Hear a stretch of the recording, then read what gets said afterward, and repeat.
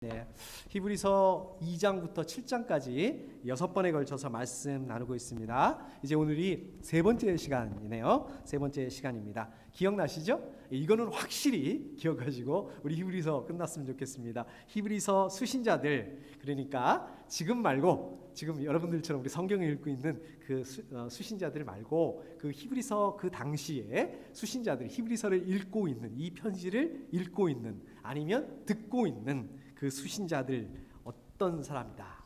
이 사람들이 지금 어떤 상황 가운데 있다고 말씀드렸습니까? 기억나시나요? 히브리서를 받고 있는, 읽고 있는, 듣고 있는 이 수신자들은 이방 지역에 살고 있는 유대인들이었다. 그러니까 유대인들이니까 원래 유대교를 믿는 그런 사람들이었겠죠. 원래는 이 사람들이 유대교를 믿고 있었는데 이제 그 기독교로, 그리스도교로 개종을 했습니다. 그리고 예수님을 믿는 그런 사람들이었습니다. 자, 그런데 가만 놔두지가 않죠. 유대교 회당에서 이 사람들을 회유하고 유혹합니다. 또 협박을 하기도 하고 또 핍박을 가하기도 합니다.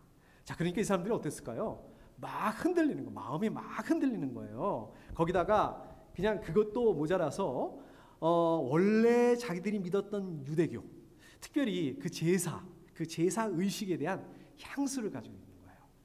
우리도 그렇지 않습니까? 저도 이렇게 어렸을 때 이렇게 예배드리던 그런 그 예전, 그게 굉장히 늘 항상 그리워요.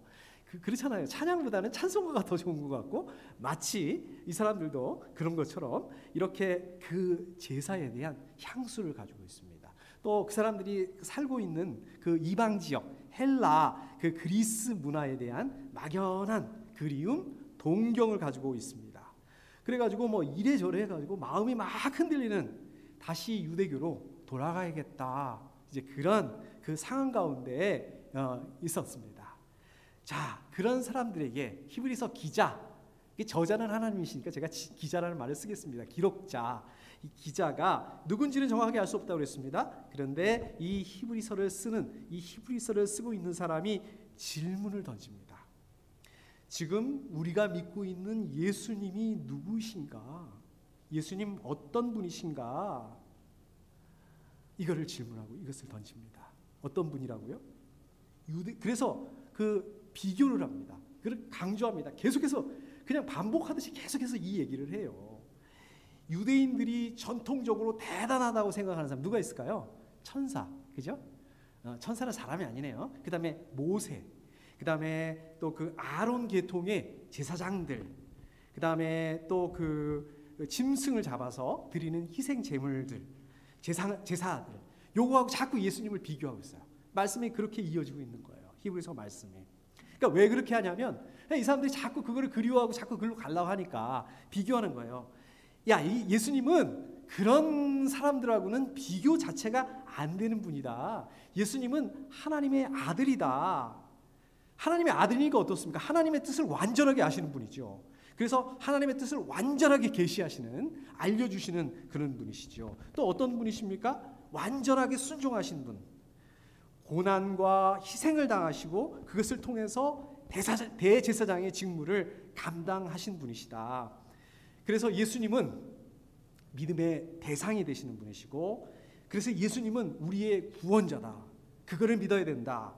그리고 이 사실을 믿는다면, 이것을 믿는 사람들이라면 어떠한 고난, 그 고난을 통해서 고난에도 불구하고 구원을 예수님께서 이루신 것처럼 우리도 마찬가지로 고난하고 어려움하고 힘든 일들을 만난다 하더라도 우리도 이것을 이겨내야만 참된 그리스도인으로서의 삶을 살아낼 수가 있게 되는 것이다.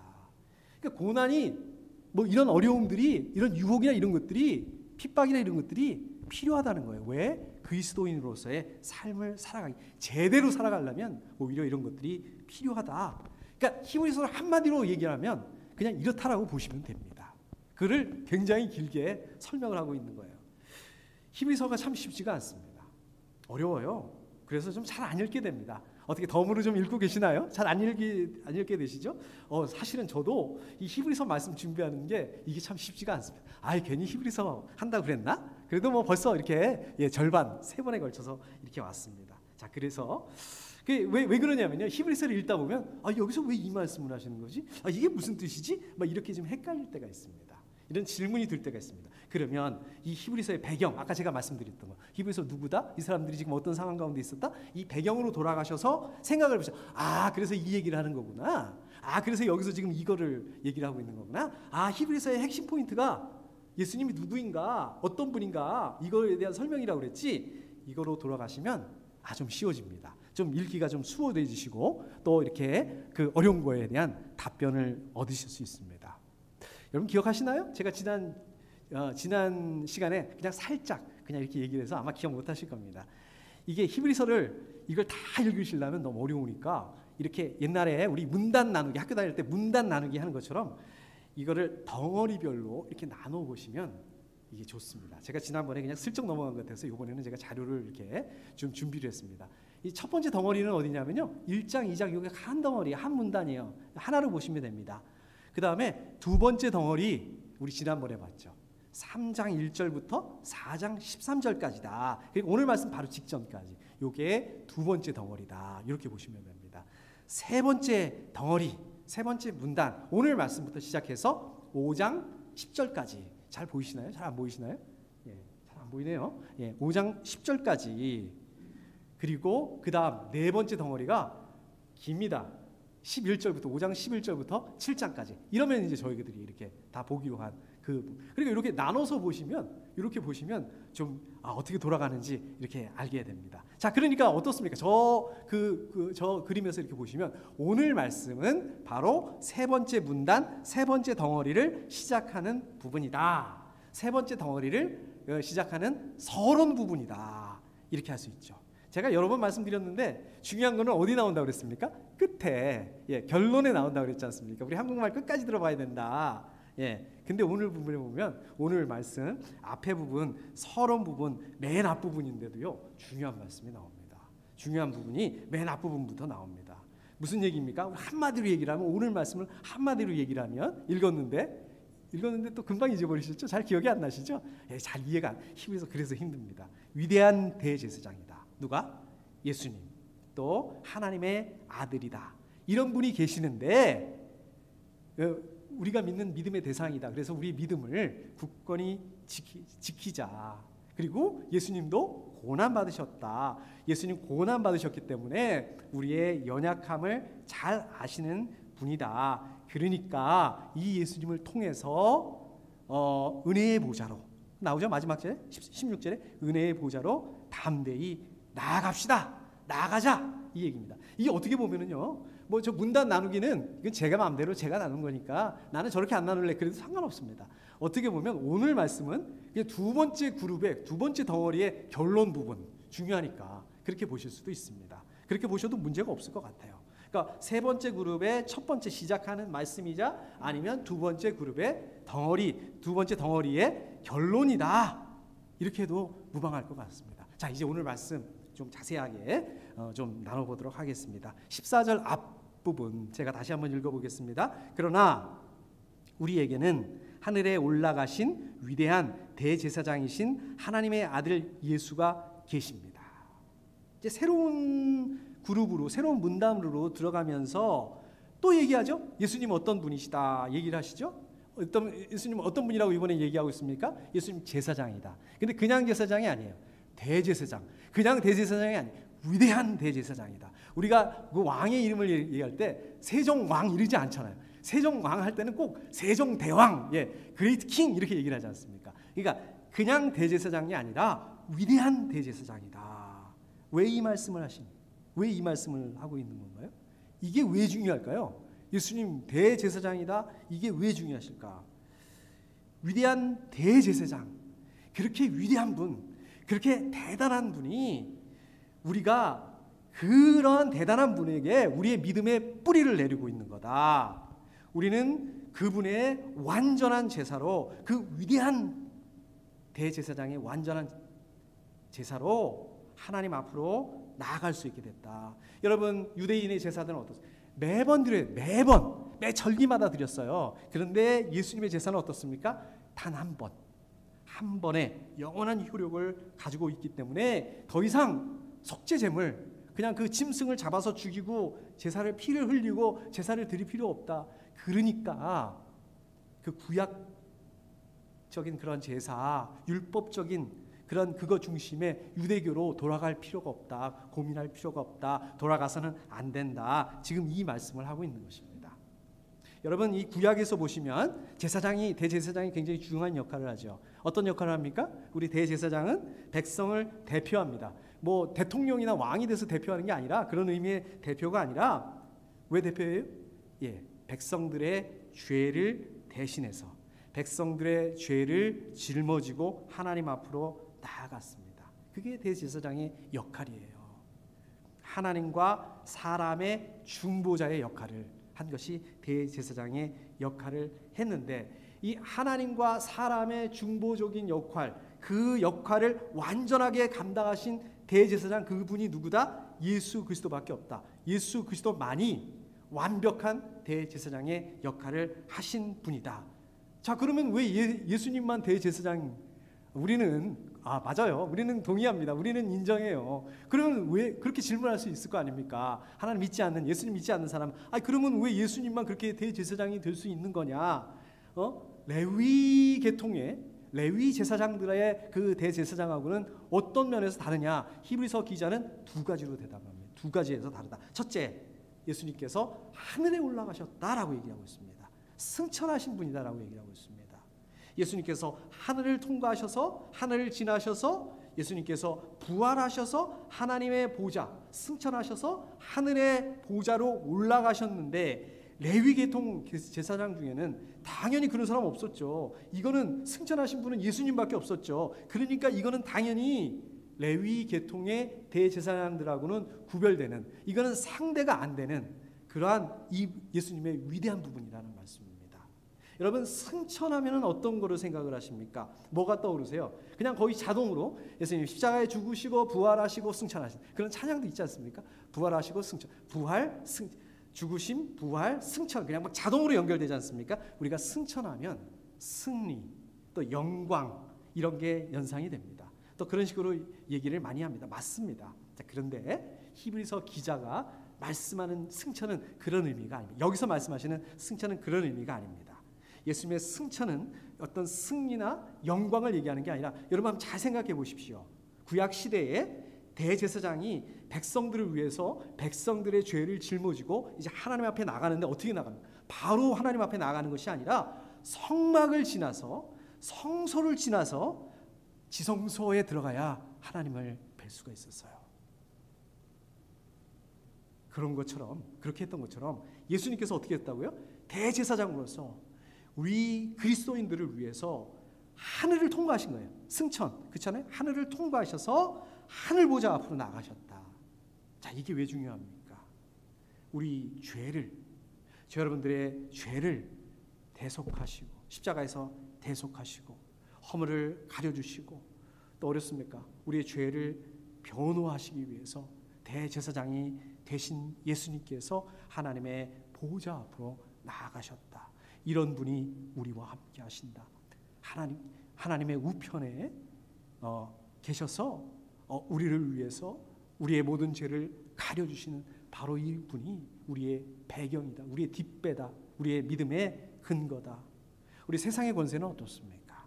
그냥 아무리 대단한 권세라 한다 할지라도, 우리 대통령도 우리 한국에 5년, 미국에 4년, 8년 그렇지 않습니까? 그러나 사라집니다. 결국은 끝납니다. 그러나 예수님의 권세 영원합니다. 그 영원한 권세를 가진 분께서 우리 어떻습니까?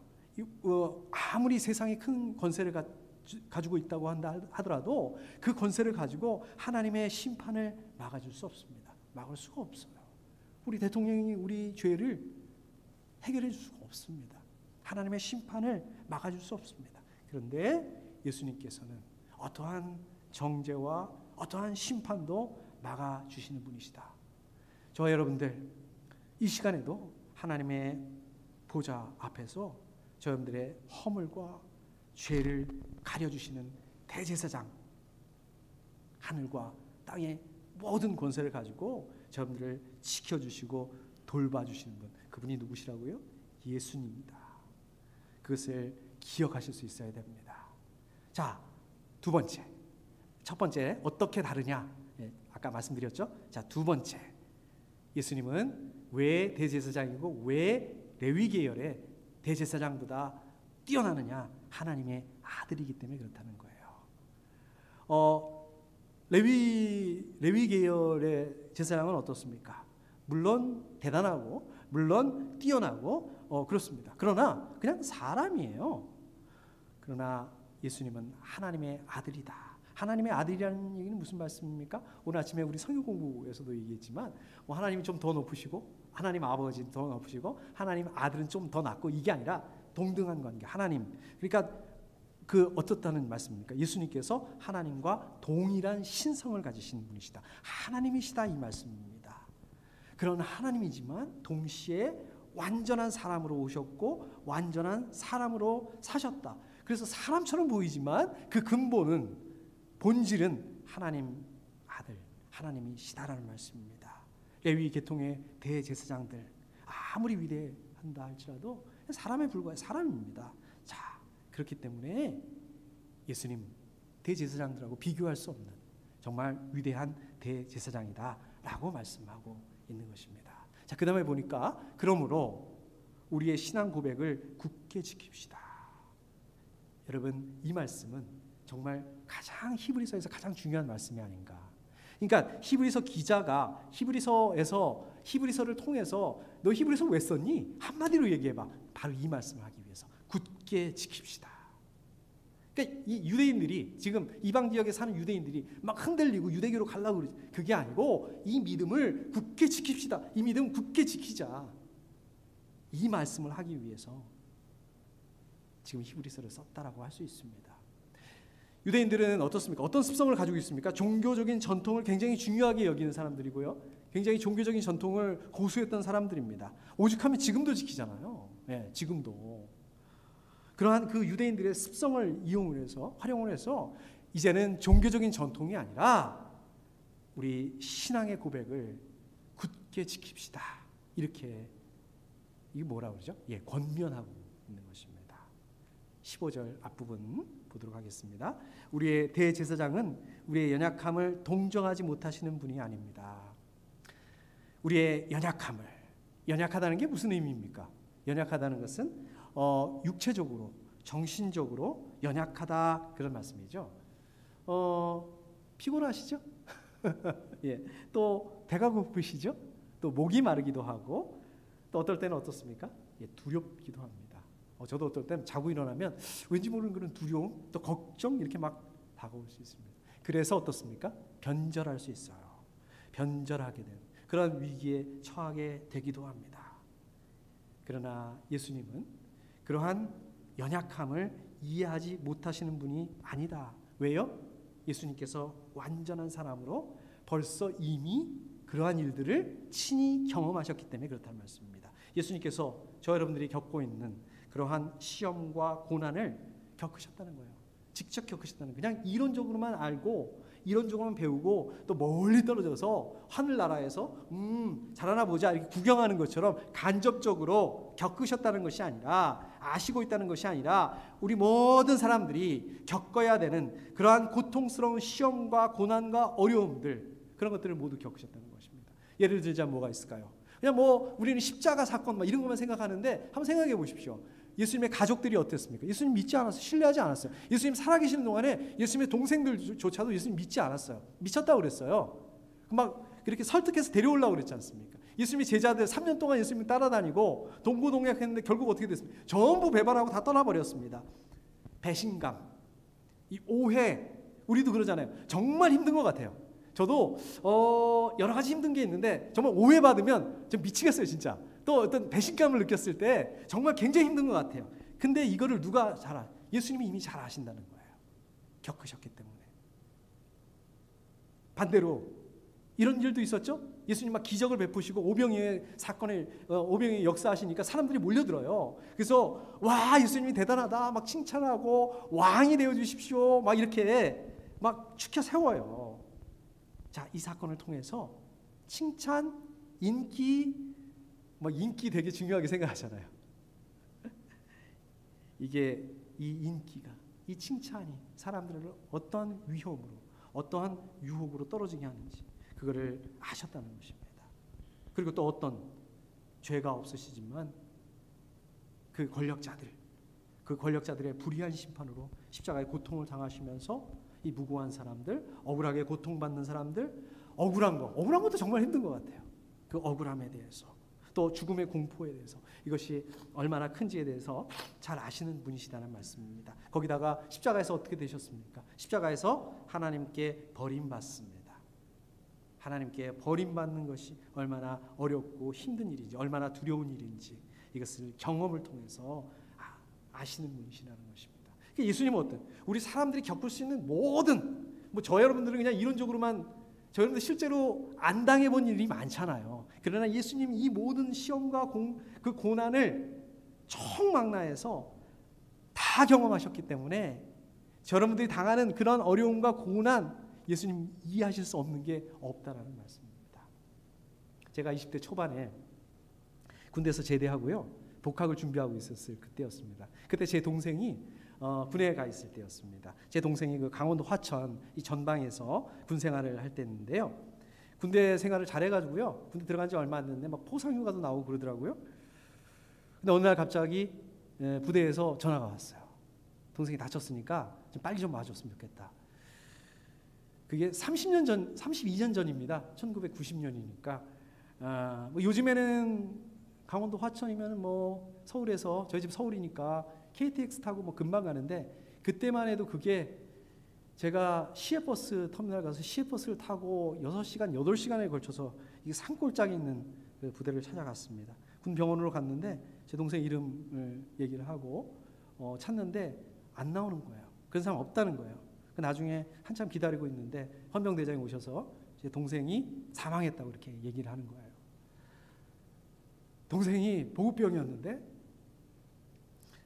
그 시멘트를 실은 트럭이 이렇게 후진하다가 못 보고 사고를 했다고 합니다.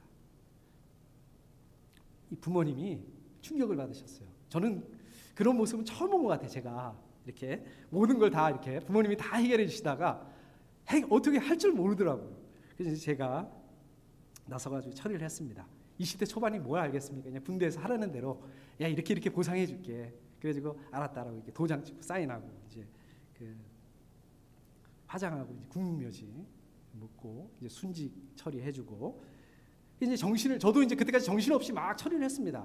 정신을 차리고 하나님 앞에 이렇게 기도하는데 제가 지금 하나님 앞에 원망의 기도를 이렇게 하게 되더라고요. 하나님 그때 포상휴가 안 나왔으면 그 사고 났을 때가 휴가 기간이었거든요. 정기 휴가 기간이었으니까 사고 안 났는데 하나님 어떻게 이렇게 하실 수 있으십니까? 하나님 그것도 모르셨어요. 제가 이렇게 원망했던 것 같습니다. 하나님 제 안에 이런 마음을 주시는 거예요.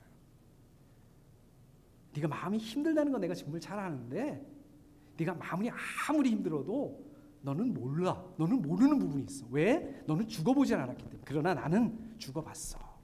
나는 십자가에서 네 쓴 잔을 내가 마셨어. 나는 죽음을 경험했어. 이렇게 말씀하시는 것 같아요. 우리 주님께서 이해하실 수 없는 저와 여러분들의 그러한 고난, 어려움은 없습니다. 여러분들 힘들죠. 그런 어려움이 있습니다. 그러나 그것이 아무리 그거 어렵다 하더라도 우리 예수님께서 이것을 이해할 수 없는 그런 고난과 어려움은 없으시다는 것입니다. 15절 말씀 뒷부분, 그는 모든 점에서 우리와 마찬가지로 시험을 받으셨지만 죄는 없으십니다. 우리 히브리서의 그 수신자들이 직면하고 있는 그 유혹, 같은 방식으로 예수님께서도 유혹을 받으셨다는 거예요. 시험을 받으셨다는 것입니다. 자, 이 이유 때문에 예수님께서는 우리 사람의 그 유혹이, 우리 사람들이 유혹을 또 시험을 직면할 때 그 유혹을 이길 수 있는 도움을 주실 수 있는 분이시다. 사탄은 어떻습니까? 첫사람 아담에게 다가갑니다. 아담을 유혹합니다. 그래서 성공을 거두었습니다. 마찬가지로 예수님에게 다가왔어요. 네가 하나님의 아들이거든. 이렇게 접근을 하죠. 모든 수단을 동원해서 예수님을 흔들어 댑니다. 그러나 실패하고 말죠. 왜 그랬을까요? 무슨 차이가 있었을까요? 아담은 하나님의 말씀에 순종하기보다 자기 뜻대로, 자기 생각대로 살았습니다. 근데 예수님은 하나님의 자기 뜻과 자기 생각이 아니라 하나님의 말씀, 하나님의 뜻에 전적으로 순종해서 이길 수 있었다는 것입니다.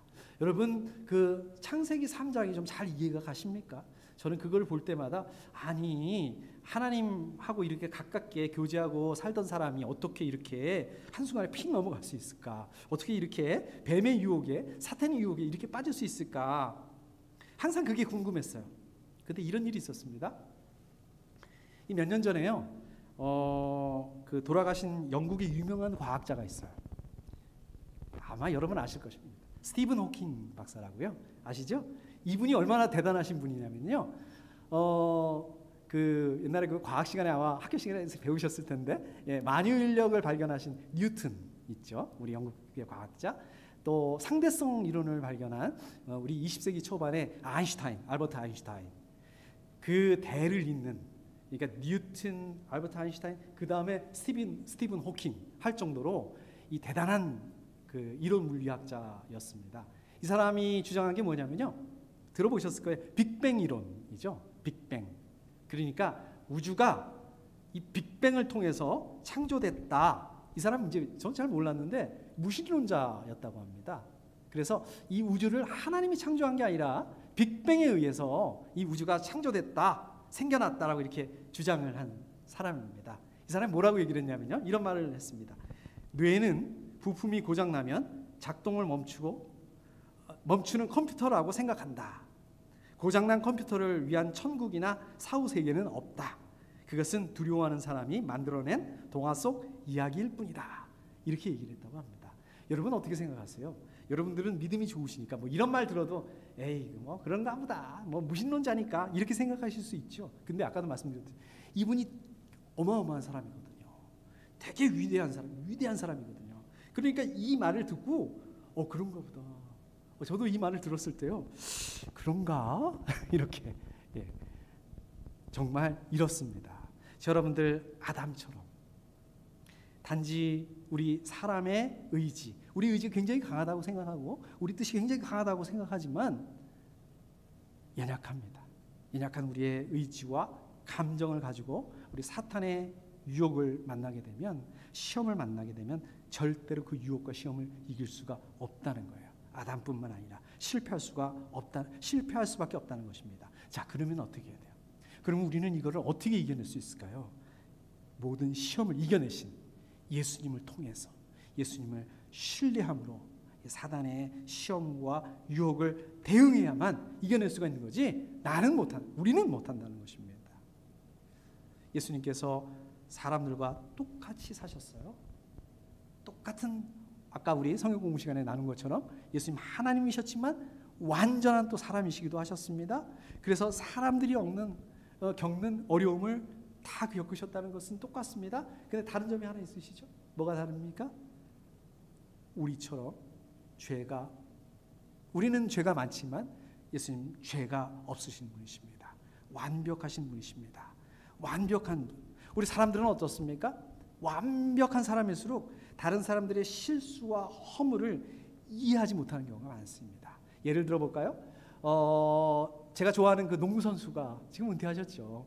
있는데 그 이충희 농구 선수, 예, 이충희 선수라고, 이 한때 아주 그 한국의 70년대 후반, 80년대 초에 그 한국에 아주 독보적으로 농구를 잘하는 그런 분이었습니다. 그 당시부터 벌써 미국 그 NBA에서 스카우트 해가려고 눈독을 들였던 그런 분이라고 했대요. 근데 이분이 이제 은퇴를 한 다음에 감독을 했는데, 제 기억에, 제가 좋아하니까 제가 잘 봅니다. 3번 정도 감독을 했는데요, 전부 실패했어요.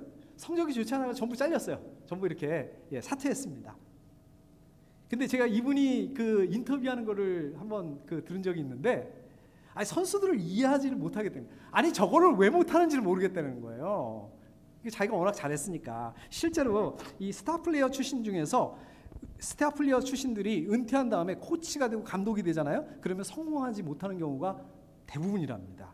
많다고 합니다. 제가 스타 플레이어니까 감독으로서 지도자로서 성공할 것 같은데 그렇지 못한 경우가 대부분이라고 합니다. 아니 자기 선수 시절에는 너무 쉬운 건데 너무 당연한 건데 근데 그걸 못한다는 거예요. 다른 사람들이 못하니까 그거를 이해를 못한다. 아니 저걸 왜 못하지? 이해를 못한다는 거예요. 우리 부모님들도 어떻습니까? 완벽한 부모님들 아래 자녀들이 스트레스를 많이 받는다고요. 아니 저거를 나는 공부를 잘했는데 왜 공부를 못하지?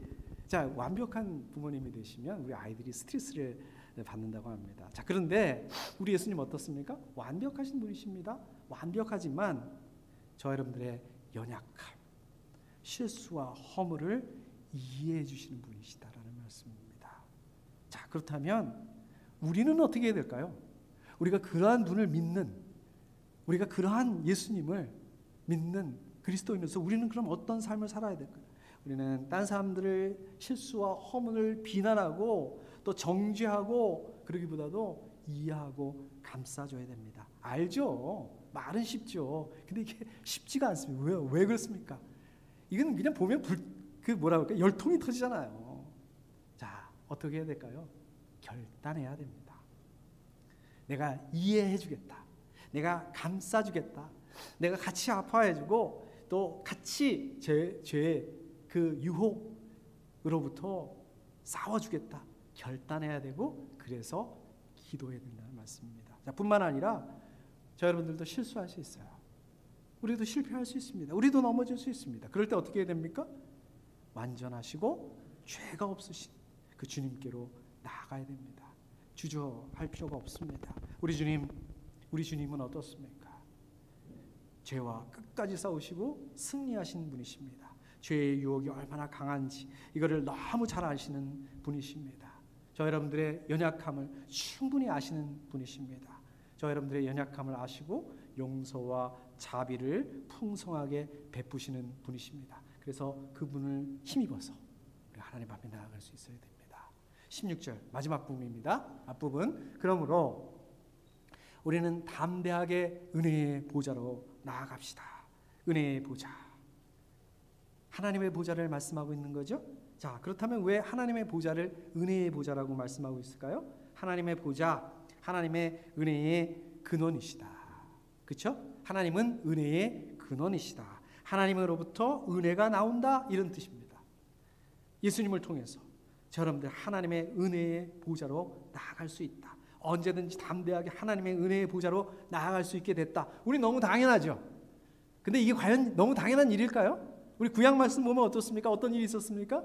우리 시내 광야에서 하나님이 이스라엘 백성들에게 임재하셨어요. 그때 이스라엘 백성들이 어떻게 반응했습니까? 너무 좋다, 너무 당연하다 이랬습니까? 아니에요. 두려움에 죽음의 공포로 덜덜 떨었어요. 좀 하나님 안 오시게 해주세요. 모세, 지도자님, 좀 어떻게 좀 해주세요. 또 어땠습니까? 이사야 이상 중에 하나님의 영광을 봤는데 하나님의 영광을 보고 와 기쁘다, 와 하나님이다, 멋있다, 영광스럽다 이게 아니고 어떻게 반응했습니까? 죽을 것 같습니다. 죽을 것 같은 두려움을 느꼈다는 것입니다. 그러나 여러분들은 어떻습니까? 매일 매 순간 하나님의 보좌 앞으로 나아갈 수 있게 됐습니다.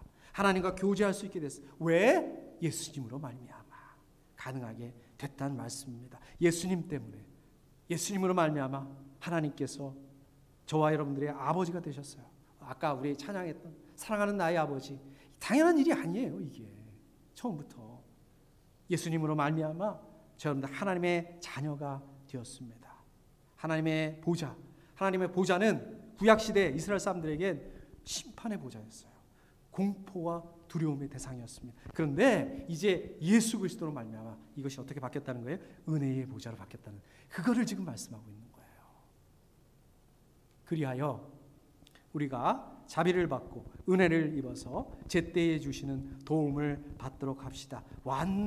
위대하신, 완벽하신 위대하신 대제사장 예수님을 통해서 여러분들이 이제 하나님의 은혜의 보좌로 나아갈 수 있게 됐다. 자, 그렇게 얻게 된 유익, 그것은 하나님의 자비를 받는 것입니다.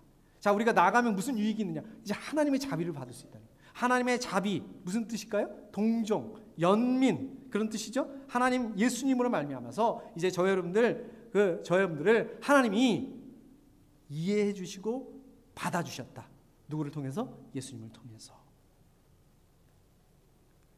제때에 주시는 도움을 받도록 합시다. 하나님의 보좌 앞에 나아가는 사람, 필요할 때에 적절한 시기에 하나님의 도움을 받을 수 있다는 말씀입니다. 하나님 어떠신 분이십니까? 하나님 구약에서 뭐라고 말씀하고 있습니까? 이른 비와 늦은 비를 적절한 시기에 주시는 분이십니다. 하나님께서 이른 비와 늦은 비를 주시는 것처럼 이제 예수님을 믿는 우리에게 적절한 시기에 하나님의 은혜를 주신다. 최적의 때에 적재적소에 도움의 손길을 주시는 분이시다라고 말씀하고 있는 것입니다. 제때에 주시는 도움을 받도록 합시다. 때를 따라서 도우시는 하나님, 저 여러분들의 삶의 주권, 저 여러분들의 삶의 주인이 누구이십니까? 우리 자신이 아니라, 저 여러분들이 아니라 하나님이 주인이시고 우리 주권은 하나님께 있습니다. 하나님께서는 어떤 분이십니까? 말씀 한마디로 마른 뼈를 살리실 수 있는 그런 분이십니다. 하나님의 도우심, 저 여러분들의 입장에서 가장 적절한 시간이 아니라 하나님의 도우심은 하나님의 때에 하나님의 방법으로 이루어진다는 말씀입니다. 사도 바울이 뭘 기도했는지 기억나시나요? 너무 많이 기도를 했는데 개인을 위해서 기도했던 게 기억이 납니다. 육체의 가시를 없애달라고 기도했죠. 육체의 가시가 뭔지는 정확히 알 수 없습니다. 그러나 바울을 굉장히 고통스럽게 하고 바울을 굉장히 힘들게 했던 것은 확실한 것 같습니다. 하나님 응답하셨나요? 예, 응답 안 하셨어요. 다른 것들 다 응답해 주셨는데 응답하지 않으셨습니다. 하나님, 바울이 그렇게 열심히 기도했는데도 불구하고 하나님의 응답 못 받았습니다. 왜 그랬을까요? 하나님 바울을 사랑하지 않으셨기 때문에 응답하지 않으셨던 건가요? 아니죠. 하나님 바울이 무슨 죄를 지어가지고 징계하시기 위해서 응답하지 않으셨던가요? 아닙니다. 여러분들의 기도, 어떨 때는 그 기도가 즉각 빨리빨리 응답되기도 하지만 응답이 안 되는 것처럼, 응답 안 하시는 것처럼 그렇게 느껴질 때가 있습니다. 그러나 중요한 건 뭡니까? 하나님께서 여전히 저 여러분들의 기도를 듣고 계신다. 하나님의 응답이 늦어지고 하나님께서 저와 여러분들의 기도에 응답하지 않으시는 것처럼 그렇게 보일 수 있지만 저분들은 알 수가 없어요. 그러나 거기에는 하나님의 뜻이 분명히 있으실 것이라는 것을 저희가 기억해야 된다는 말씀입니다. 기도 응답이 늦어지고 기도가 응답되지 않고 그래서 고통과 어려움 가운데 있을 수밖에 없다 할지라도 인내하면서 이 상황을 통해서, 이 어려운 상황을 통해서, 지금 우리의 상황을 통해서 하나님께서 이루고자 하시는 그 뜻이 무엇인지 그것을 발견하는 게 중요하다는 말씀입니다. 우리가 막 울고 떼쓰고 막 이런 어린아이의 신앙이 아니라 부모님의 뜻을 헤아리고 이해하는 성숙한 신앙의 모습을 가질 수 있어야 된다는 말씀입니다. 이제 말씀을 정리하도록 하겠습니다. 우리 히브리서 기자, 우리 히브리서의 기자는 히브리서 수신자들이 처한 그 문제를 해결하기 위해서 두 가지로 말씀하고 있어요. 첫째, 예수님은 죄를 빼놓고는, 죄를 지으시는 것, 우리는 죄를 지지만 예수님 죄가 없으시니까 그거를 빼놓고는 모든 면에서 우리와 똑같이 되신 분이다. 그렇기 때문에 우리를 도우실 수 있는 위대한 대제사장이 되셨다. 두 번째, 완전한 순종과 희생적인 삶을 통해서 우리 구원의 기반이, 근거가 되셨다. 우리 삶의 모델이 되셨다. 자, 그렇기 때문에 우리는 어떻게 해야 돼요? 먼저 우리 구원의 삶의 원천이 되시는, 대제사장 되시는 예수님에 대한 신앙을 붙들고 있어야 된다. 그렇기 때문에 예수님의 그 완전하신 순종을 우리도 따라서 그것을 모델 삼아서 우리도 그렇게 순종해야 된다. 자, 히브리서 기자는 이 히브리서 이 수신자들의 문제를 정치, 경제, 사회, 문화 여기서 찾으려고 하지 않았습니다. 우리도 그러잖아요. 정치가 어려워, 경제가 어려워. 그럼 정치적으로 어떻게 해결해야 돼? 경제적으로 어떻게 해야 돼? 이렇게 하지 않았다는 거예요. 어디서 찾았다고요? 예수님에 대한 문제에서 찾으려고 했다는 것입니다. 우리가 겉으로 보면 어떻습니까? 저건 정치 문제야. 저거는 경제 문제야. 저거는 사회 문제고 문화 문제야. 그렇게 보이기 쉽습니다. 또 그거를 통해서 해결하는 게 맞는 것처럼 보일 수 있습니다. 그런데 눈에 보이지 않지만 더 근본적이고 더 중요한 거 사실은 뭐예요? 예수님을 어떻게 바라보느냐, 예수님을 누구라고 아느냐, 이게 중요한 문제라는 거예요. 이거를 해결해야 된다는 것입니다. 히브리서 수신자들이 처한 그 문제, 근본적으로 예수님을 어떤 분으로 알고 있는가, 예수님 어떤 분이라고 믿고 따르고 있는가, 이거를 알면 왜 배교, 왜 그 불신앙 그 유혹에 흔들리냐, 그거를 알면 그 배교 불신앙의 그 유혹에 단호하게 극복할 수 있는데 왜 못하고 있는 거예요? 가장 근본적인 이유, 예수님에 대한 신앙이 약하기 때문에, 성숙하지 못하기 때문에 그렇다. 그러니까 어떻게 이거를 회복해야 된다, 성숙해야 된다, 이 얘기를 하고 있는 겁니다. 여러분들 어떻습니까? 여러분들의 문제에 부딪히게 되면 막 그냥 여기 가서 물어보고 여기 가서 확인하고 다른 사람한테 연락하고, 인간적인 방법을, 뭐 그게 틀렸다는 건 아닙니다. 우리가 인간적인 방법을 총동원해서 해결하려고 합니다. 근데 오늘 히브리서 말씀을 보니까 어떻습니까? 이 말씀을 우리에다가 적용해 보면 어떻습니까? 그러한 인간적인 방법보다 우리 역시 예수님에 대한 신앙, 이것이 해결이 돼야 된다.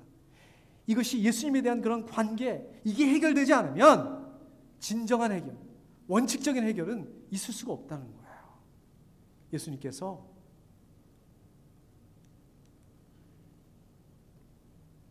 하나님의 말씀에 전적으로 순종하셨던 것처럼 여러분들 어떻습니까? 하나님의 말씀에 우리가 전적으로 순종하는 성숙한 그리스도인으로 삶을 살 수 있어야만 이것이 해결될 수 있다는 이 말씀입니다.